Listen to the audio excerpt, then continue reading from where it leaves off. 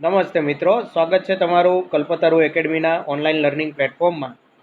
ધોરણ 10 ઇંગ્લિશ વિષયનો પાઠ 3 and interview with Arun Krishna મૂર્તિ એના પાર્ટ 2માં આપણે પાઠને આગળ વધારીએ એ પહેલાં જે મિત્રો ચેનલ પર નવા છે એ ચેનલને સબસ્ક્રાઈબ કરી લો અને વિડીયોને અંત સુધી જોવાનું ભૂલતા નહીં અને અંતે લાઈક કરો, શેર કરો.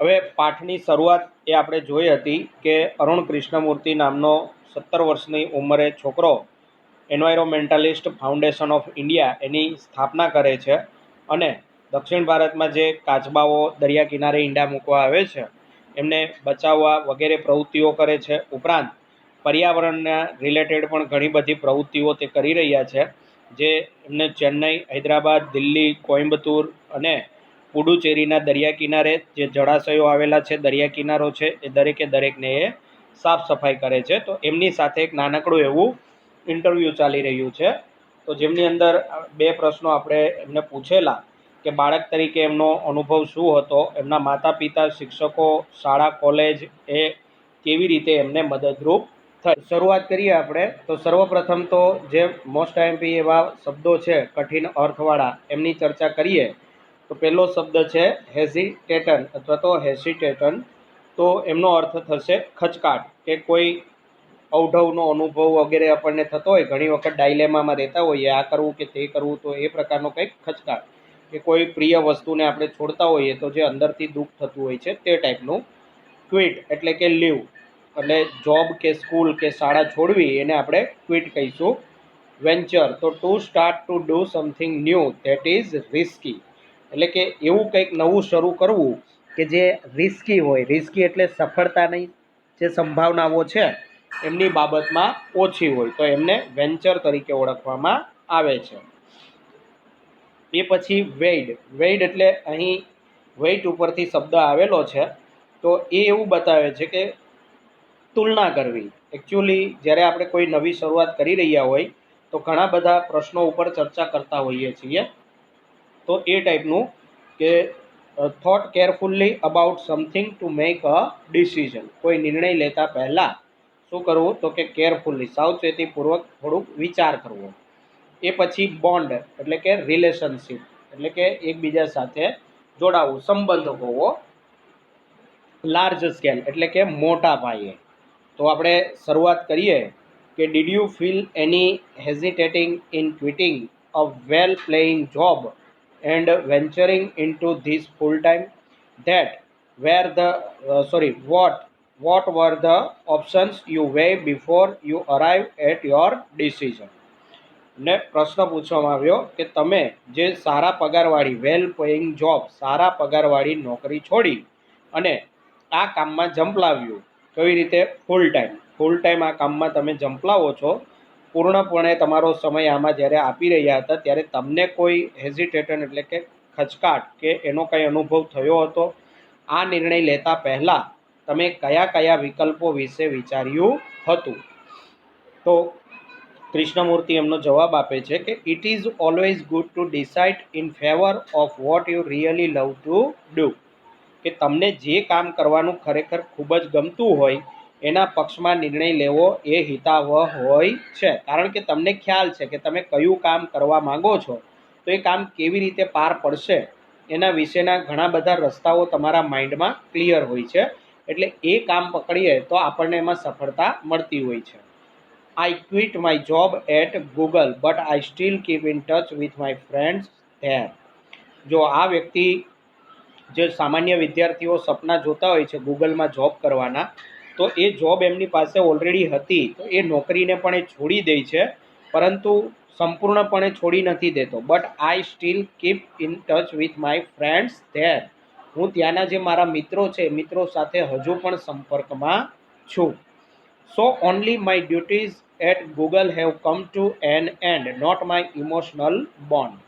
એટલે નોકરી છોડી છે તો જે એમની ગૂગલ પ્રત્યેની ડ્યુટી હતી એ ખતમ થઈ છે, પરંતુ ત્યાં એમના મિત્રો સાથે સંપર્કમાં છે, એટલે જે એમનું એક ઇમોશનલ જોડાણ હતું, ભાવનાત્મક જોડાણ હતું, એ તૂટ્યું નથી, એ સંબંધો પૂરા થયા નથી. I understand that I had to leave the job at that minute in 2010 or else I would never be daring enough to do so.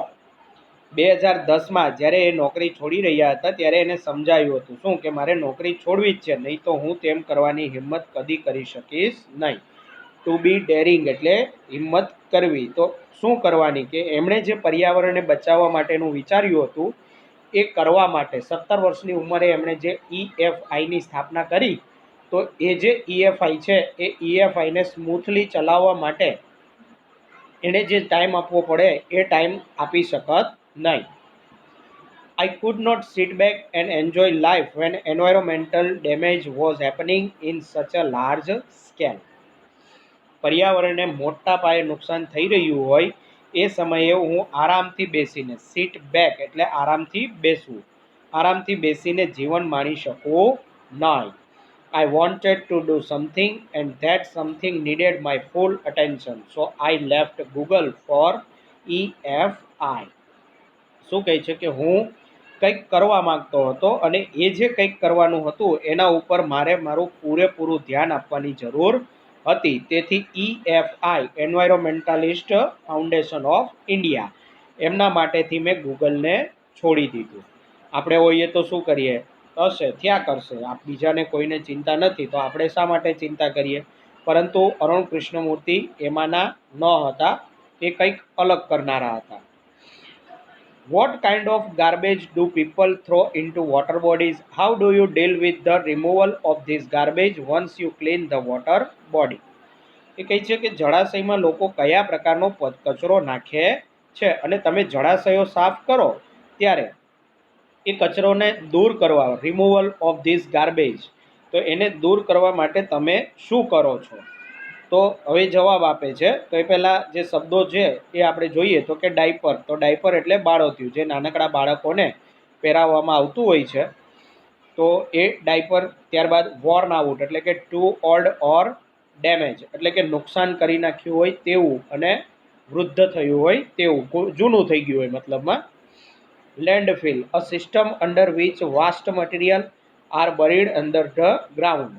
એટલે આનો અર્થ શું થાય છે કે એવી પ્રક્રિયા કે જેના દ્વારા જમીનની નીચે જે કચરો વગેરે છે એને દાટી દેવામાં આવે. એટલે એકચ્યુઅલી આપણો જે કચરો હોય છે એ લેન્ડફિલ સાઇટ ઉપર જતો હોય છે, જ્યાં જમીનમાં એને ભરી દેવામાં આવતો હોય છે. એક્સપોઝર, તો એક્સપોઝરનો અર્થ થશે પબ્લિક એટેન્શન એન્ડ નોટિસ, લોકોનું ધ્યાન ખેંચાવવું. હવે શરૂ કરીએ આપણે. તો એ જવાબ આપે છે કે everything from a diaper to worn out slipper we find everything in our lakes. અમે બાળોતિયાથી માંડી અને વોર્ન આઉટ સ્લીપર એટલે કે તૂટી ગયેલા કે ફાટી ગયેલા જે ચપ્પલ છે એ જૂના ચપ્પલો સુધી બધું જ અમે તળાવમાંથી મેળવેલું છે. We find everything in our lake, અમે તળાવોમાંથી મેળવેલું છે. This is so disturbing because it is water and water is the basis of life. અને આ ખૂબ જ ચિંતાજનક છે, અંદરથી હચમચાવી મૂકે તેવું છે. કારણ તો કે એ પાણીમાં મળે છે અને પાણી એ આપણું જીવન છે, જીવનનો આધાર છે. How can we not care for these water bodies?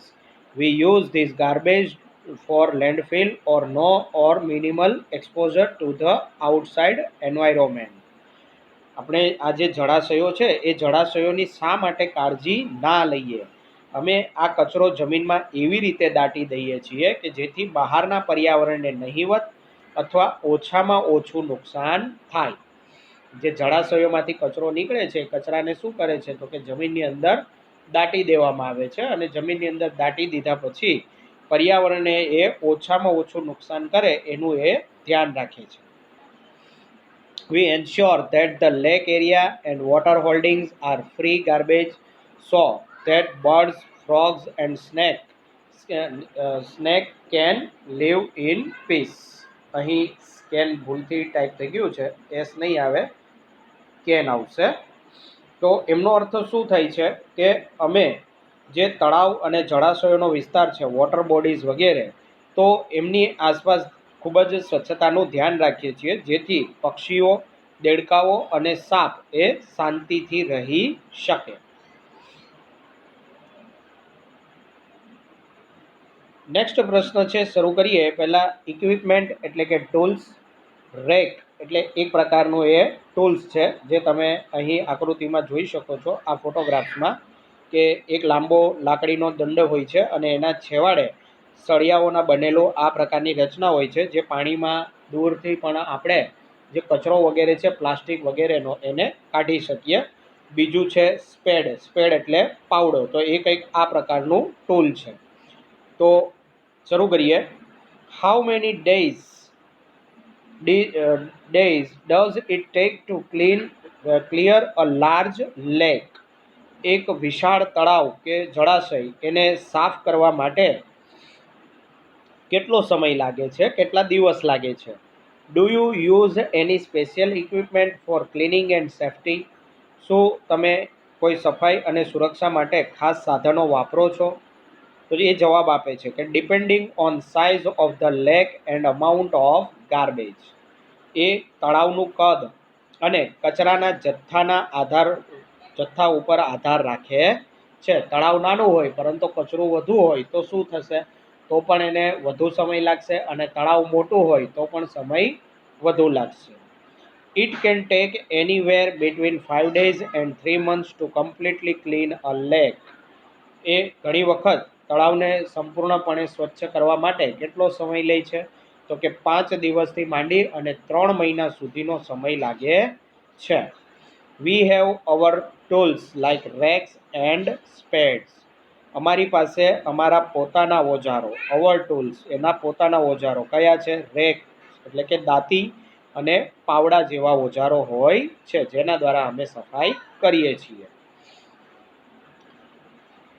Next પ્રશ્ન જોઈએ આપણે એ પહેલાં જે શબ્દો છે. Protective gears. તો tools that are use to protect from dirt and infections.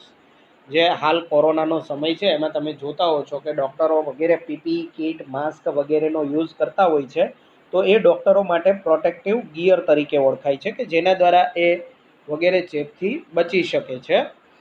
Dump. તો two put something somewhere in a careless way. એટલે કે મન ફાવે તે રીતે ફેંકી દેવું એમ. કોઈ સાવચેતી કે સાર સંભાળ કોઈનું ધ્યાન રાખ્યા વગર જ આપણે એમને ફેંકી દઈએ છીએ તે. વીડ એટલે કે અયુઝલેસ પ્લાન્ટ. તો જે જળાશયો હોય છે એમની અંદર ઘણી નકામી વનસ્પતિ ઉગતી હોય છે, જેને વીડ તરીકે ઓળખાય છે. અને શ્રુબ. શ્રુબ એટલે જાડી ઝાખરા. તો શરૂ કરીએ આપણે. What kind of protective gear do you use? Can you describe the cleaning process briefly? સુરક્ષા માટે તમે કેવા પ્રકારના સાધન સરંજામ એનો ઉપયોગ કરો છો? શું તમે જે સફાઈ પ્રક્રિયા કરો છો એનું ટૂંકમાં વર્ણન કરી શકો? મીન્સ કે તમે કેવી રીતે સફાઈ કરો છો? તો we wear nose mask. We wear nose mask. Nose mask એટલે જે રીતે આજે આપણે કોરોનાથી બચવા મોઢા પર માસ્ક ચડાવીએ છીએ, તો એ પ્રકારના માસ્ક પહેરીએ છીએ. Sanitary gloves. જે હાથ ઉપર હાથ મોજા પહેરવામાં આવે છે તે sanitary gloves. And carry rake and spades with which we collect the garbage and dump it into collection buckets which are taken to the garbage truck. અમે હાથ ઉપર સેનિટરી ગ્લવ્સ પહેરીએ છીએ, મોજા પહેરીએ છીએ, નાક ઉપર માસ્ક ચડાવીએ છીએ, અને દાંતી તથા પાવડાની મદદથી જે કચરો ભેગો કરીએ એને એક મોટી ડોલમાં નાખીએ છીએ. કલેક્શન બકેટ્સ એટલે કે સંગ્રહ કરતી ડોલ વગેરે, તો એમની અંદર નાખીએ છીએ, અને પછી જે કચરાની ટ્રક હોય છે એમની અંદર એને ખાલી કરીએ છીએ, ઠલવી દઈએ છીએ. We also use heavy machinery like earth movers and Poclain to desilt the lake and clear the weeds and shrubs that are harmful. મિત્રો, જે ચોમાસામાં વરસાદ આવતો હોય છે, તો એ વરસાદના પાણી સાથે ઘણી વખત જે માટી વગેરે છે એ શું થતી હોય છે? તો કે એમની અંદર ભળી જતી હોય છે. આથી જે તળાવ છે એ છીછરું બની જતું હોય છે.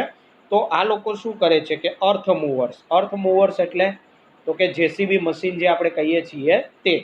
અને પોકલેન. તો પોકલેન એટલે અહીં તમને ફોટોગ્રાફમાં જે બતાવ્યું છે આ પ્રકારનું સાધન, એને પોકલેન કહેવાય છે. જે ટાયર નથી હોતા પરંતુ કેટરપિલરનો એક પટ્ટો હોય છે એના ઉપર એ ચાલતું હોય છે. તો એમની મદદથી જે તળાવ છે એને ડીસિલ્ટ કરવું એટલે શું? તો કે તળાવની અંદરથી જે માટી વગેરે છે એને દૂર કરી લેવી.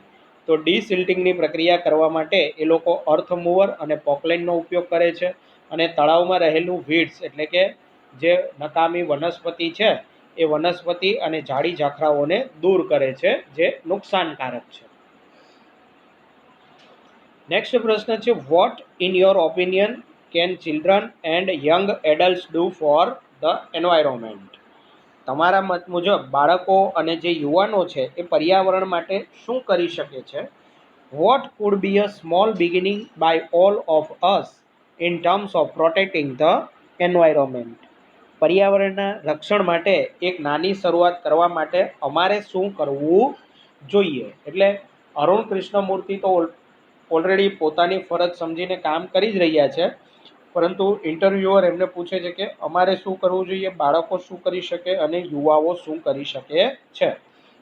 તો એ જવાબ આપે છે કે firstly we should all stop throwing trash outside our homes. Trash એટલે કચરો, things that are no longer useful, કે જે વસ્તુ હવે આપણને લાંબો સમય કામમાં આવવાની નથી તો એને આપણે શું કરતા હોઈએ છીએ? ફેંકી દેતા હોઈએ છીએ. દાખલા તરીકે તૂટેલી ફાટેલી ચપ્પલ હોય તો એનો યોગ્ય નિકાલ કરવાને બદલે આપણે આપણા ઘરની બહાર કે કચરામાં એને ફેંકી દેતા હોઈએ છીએ. તો firstly we should all stop throwing trash outside our homes, કે ઘરની બહાર જે આપણે કચરો ફેંકીએ છીએ એ ફેંકવાનો બંધ કરવો જોઈએ. Next, we should reduce the amount of trash we generate. બીજું કાર્ય એ કરવાનું છે કે જે કચરો આપણે પેદા કરી રહ્યા છીએ, વી જનરેટ એટલે આપણા દ્વારા પેદા થવો, તો એનું પ્રમાણ ઓછું કરવું જોઈએ. મીન્સ કે જેટલા પદાર્થોનો રીયુઝ થઈ શકે છે એમને રીયુઝ કરવા જોઈએ, જેથી એ કચરામાં જતા અટકે. Straws, tissues wrappers, batteries, fast food junk, all these end up in lake and they come from our homes. કયો કયો કચરો આવે છે ઘરમાંથી? તો કે નકામો સામાન, સ્ટ્રોઝ એટલે અહીં નકામો સામાન આવશે. એ પછી ટીસ્યુઝ રેપર્સ એટલે કે જે પેકિંગ માટે વગેરેના કાગળ હોય છે, ગિફ્ટ પેકિંગ વગેરેના, તો એને ટીસ્યુઝ રેપર્સ વગેરે કહેવાય છે. બેટરીઝ એટલે મોબાઈલ વગેરેની બેટરી ફૂલી ગઈ હોય કે એ કંઈ હોય તો આપણે એમને ખુલ્લામાં ફેંકી દેતા હોઈએ છીએ. ફાસ્ટ ફૂડ જંક, જે વધેલું ઘટેલું ફાસ્ટ ફૂડ હોય છે એ પણ ફેંકી દેતા હોઈએ છીએ. પણ મોસ્ટ ઓફલી લોકો શું કરતા હોય છે કે તળાવ કે જળાશયના કિનારે જતા હોય છે અને ત્યાં આવું ફાસ્ટ ફૂડ ખાય અને એમનો જે કંઈ પણ કચરો હોય છે એ કચરાને એ લોકો ફેંકી દેતા હોય છે ત્યાં તળાવની અંદર. તો આ બધું જ આપણા ઘરમાંથી આવતું હોય છે. If we can reduce the amount of garbage at home and if we can dispose all garbage safely, that itself is a great deal.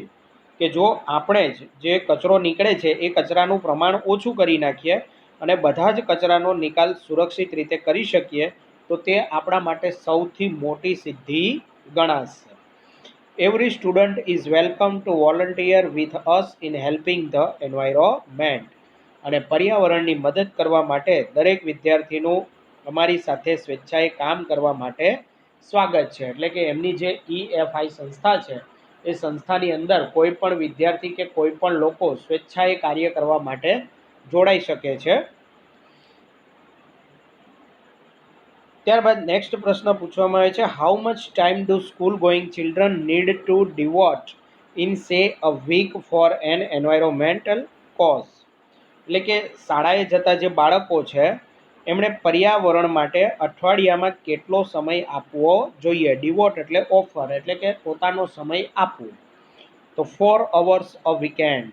એ કહે છે કે વીકેન્ડ એટલે અઠવાડિયાનો અંત. અંત એટલે કયું? તો કે શનિ અને રવિ. તો શનિ રવિના અંતમાં કુલ 4 કલાક એમને આપવા જોઈએ, જેમાં that is 2 hours on Sundays and 2 hours on Saturdays. એટલે કે શનિવારે 2 કલાક અને રવિવારે 2 કલાક. ટાઈપિંગમાં સેટરડે સન્ડે આગળ પાછળ થઈ ગયા છે મિત્રો. તો 2 કલાક શનિવારે અને 2 કલાક રવિવારે આપવા જોઈએ. This small beginning is more than enough to ensure larger participation later. એટલે આગળ જતાં નિશ્ચિત રૂપે આપણે મોટા પાયે એમાં સહભાગી થઈએ એના કરતાં બેટર છે કે આપણે આવી નાની શરૂઆત કરીએ. સ્મોલ બિગિનિંગ એટલે કે નાની શરૂઆત. તો તમે દર અઠવાડિયે શનિ રવિ જે 2 કલાક આપો છો એ 2 કલાકના કારણે જે પાછળથી એક વિશાળ સમય આપણે આપવો પડે, લાંબો સમય આપવો પડે, એની જરૂર રહેતી નથી. નેક્સ્ટ છે, how can students and schools join your fraternity? Do you have any program to introduce your work to them? એટલે કે વિદ્યાર્થીઓ અને શાળાઓ એ તમારી સાથે કેવી રીતે જોડાઈ શકે છે. જોઈન યોર ફ્રેટર્નિટી એટલે તમારું જે આ કાર્ય છે એમાં કેવી રીતે એ જોડાઈ શકે છે. શું તમારા કાર્ય વિશે તેમને માહિતી આપવા માટે તમે કોઈ કાર્યક્રમ કરો છો? કેમ કે ઘણી એનજીઓ સંસ્થાઓ હોય છે કે જે પોતાના કાર્યની માહિતી આપવા માટે અલગ અલગ જગ્યાએ નાના મોટા કેમ્પ કરતી હોય છે અને લોકોને એનાથી માહિતગાર કરતી હોય છે. તો એવું કોઈ પણ કાર્યક્રમ તમે કરો છો? તો તે જવાબ આપે છે yes, we offer fellowship to interested students. એટલે કે હા, અમે જે રસ ધરાવતા વિદ્યાર્થીઓ છે તેઓને ફેલોશિપ એટલે કે ભાગીદારી આપીએ છીએ. મીન્સ કે અમે અમારી સંસ્થા સાથે એમને જોડીએ છીએ. Our program looks at young animal lovers, young wildlife photographers, filmmakers, theatre artist and scientific researchers. અમે યુવાન પ્રાણી પ્રેમીઓ, વન્યજીવ ફોટોગ્રાફરો, ફિલ્મ બનાવનારાઓ, રંગમંચના કલાકારો, થિયેટર આર્ટિસ્ટ એટલે રંગમંચ જે નાટક કરતા હોય છે તે લોકો, અને સાયન્ટિફિક રિસર્ચર્સ એટલે કે વૈજ્ઞાનિક સંશોધકો એમને એકઠા કરીએ છીએ. We give them training in these areas and get thematically involved in all our work. અમે આ ક્ષેત્રની અંદર તેમને તાલીમ આપીએ છીએ અને અમારી જે દરેક પ્રવૃત્તિ છે એમની અંદર એમને સક્રિય કરીએ છીએ. Our youngest volunteer is in class 3.